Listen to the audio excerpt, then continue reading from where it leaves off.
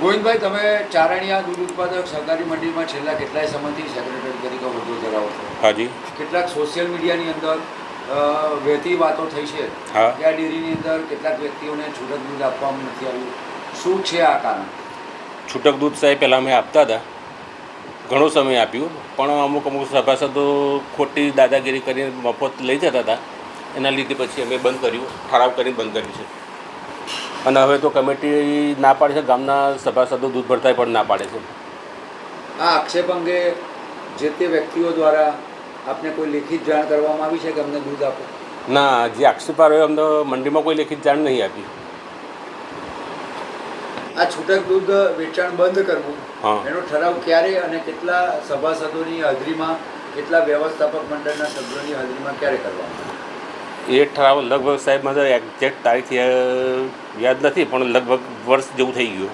Committee સભ્યોએ ઠરાવ કરીને બંધ કરેલ છે.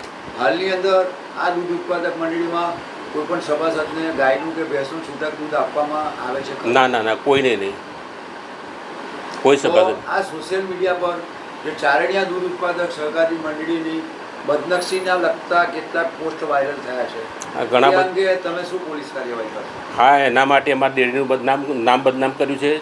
અંદર ચેરમેન સેક્રેટરીનું નામ બદનામ કર્યું છે. એના માટે પોલીસ સ્ટેશન જાણ પણ કરી એફઆઈઆર આવેલી છે તે વ્યક્તિઓ ઉપર. આ દૂધ ઉત્પાદક સહકારી મંડળીની અંદર હાલની અંદર દૂધ અમૂલ ડેરીમાં રોજનું 2 ટનનું કેટલું થઈ રહ્યું છે? લગભગ અંદાજે સાહેબ 2600 થી 2700 લીટર થાય. ચાલુ નાણાકીય વર્ષ 2023-24 દરમિયાન ડેરીના સભાસદોને કુલ કેટલા ટકા બોનસ ચૂકવવામાં આવ્યું છે? સાહેબ, ગાય ભેંસના 100 રૂપિયા 100ના દૂધ ભરેલ ઉપર 21% અને ભેંસમાં 100ના દૂધ ભરેલ ઉપર 22%. હાલની અંદર આ ડેરીના તમે સેક્રેટરી તરીકે જવાબદારી સંભાળો છો. હા. તો નવી સામાન્ય સભા ક્યારે અને કેટલા વાગે મળવાની છે? નવી સામાન્ય સભાઓ કમિટી નક્કી કરે તારીખે સમય મળીશું સાહેબ. હાલમાં કેટલાક અખબારોની અંદર પ્રફુલ્લ ગઢવી નામના કોઈ અરજદાર દ્વારા ડેરી પર આક્ષેપ કરવામાં આવ્યો છે કે અમને દ્વેષભાવ રાખી અને દૂધ આપતા નથી. શું કહેશો સેક્રેટરી? સવાર દૂધ આપવાનું કમિટી સભ્ય પણ ના પાડે છે અને ગ્રામજનો પણ ના પાડે છે.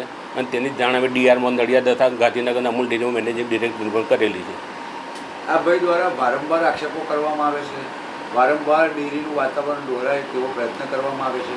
તો આ અંગે પોલીસ ફરિયાદ અંગે વ્યવસ્થાપક મંડળે શું નિર્ણય લીધેલો છે? સાહેબ, આ અવારનવાર ડેરીનું નામ બદનામ કરે છે અને કમિટી ચેરમેન સેક્રેટરીનું નામ બદનામ કરવા માટે કરે છે. ગામના એમના અંગત ઝઘડાના લીધે આ દૂધ મંડળી બંધ કરવા માટેના એક પ્રયાસો છે.